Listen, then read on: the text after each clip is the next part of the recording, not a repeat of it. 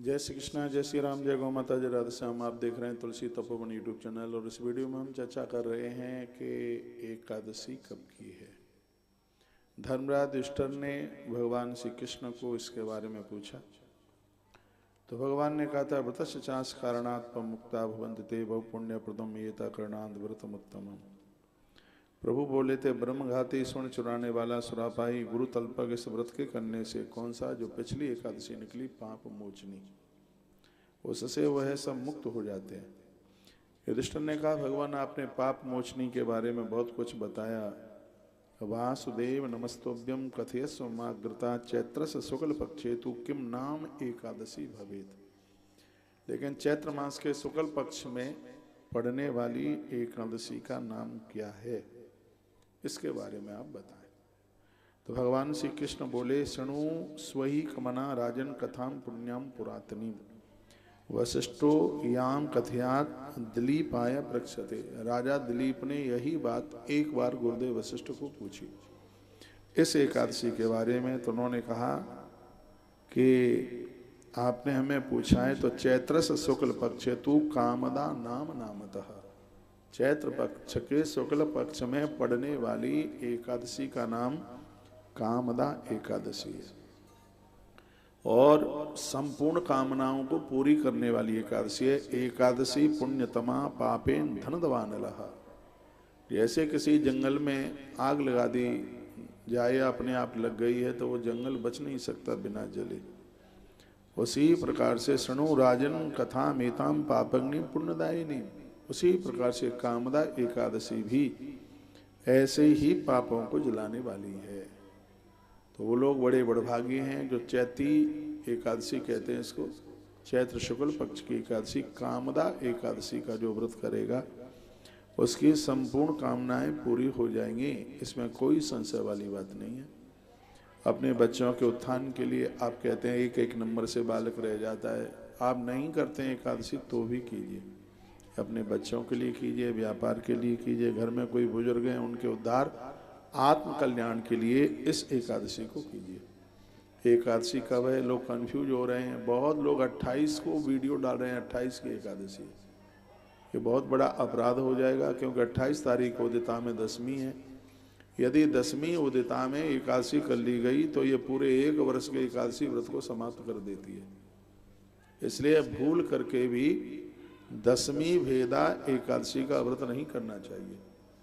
हमारे ग्रंथों में तो यहाँ तक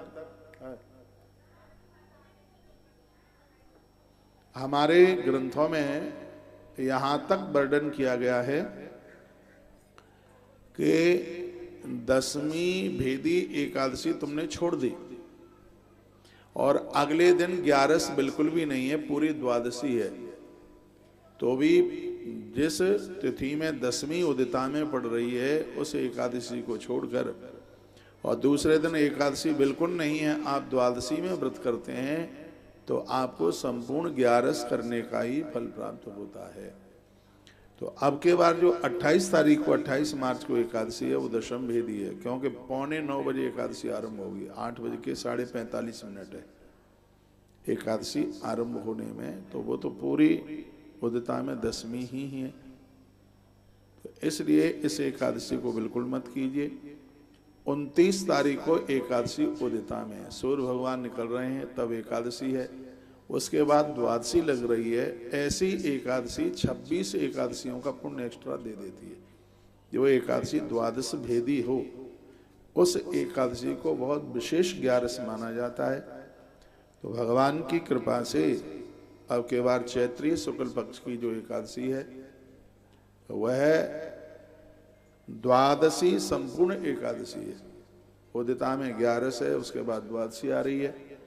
ऐसी एकादशी को विष्णु प्रियायी, हर प्रियायी एकादशी के नाम से जाना जाता है।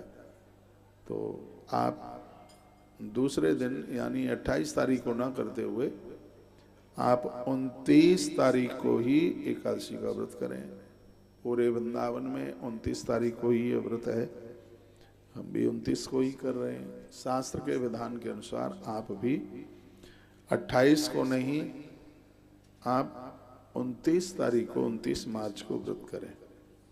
भगवान कृष्ण कहते हैं ब्रह्म हत्यादि पापग्नि पिशाचत्व विनाशिनी नाथ परतरा काजत लोक्य सचराचरे। कहते हैं पिशाच योनि से मुक्त कराने वाली यह 11 है, ये एकादशी है। पठना श्रवणाद राजन वाजपेयी फलम लभेत।